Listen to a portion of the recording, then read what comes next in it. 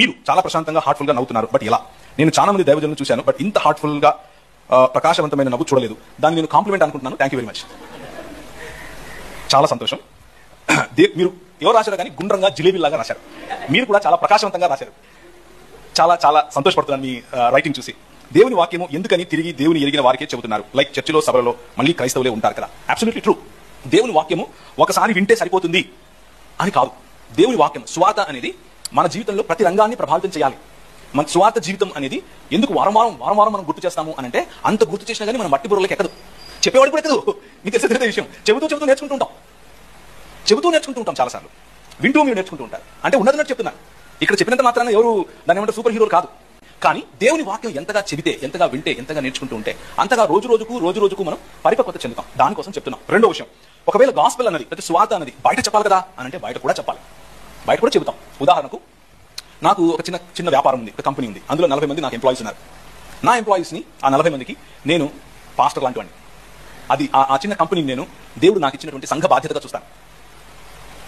ఇది ఏంది అన్ని కలిపేస్తున్నాడు అని అనుకునేరు. మేము మా చర్చలకు వెళ్తాం. నేను ఒక చర్చకు వెళ్తాను, మా పాస్టర్ గారు బోధిస్తే నేను కూర్చొని వింటాను. మా చర్చిలో నాకు ఇచ్చిన సంఘ బాధ్యత ఏంటంటే టిఫిన్లు పంచాలి. నేను టిఫిన్లు పంచుతాను.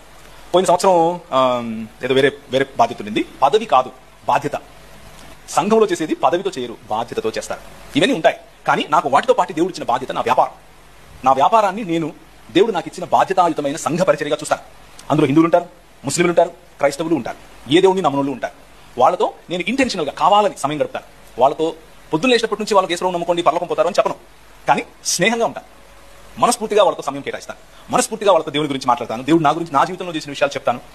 వాళ్ళని ఎంకరేజ్ చేస్తాను. వాళ్ళు అందంగా ఉన్నారని, వాళ్ళు చక్కగా నవ్వుతున్నారని, వాళ్ళు చక్కగా పనిచేస్తున్నారని, వాళ్ళ వల్ల నేను చాలా ఆశీర్వదింపబడుతున్నానని పదే చెప్తాను.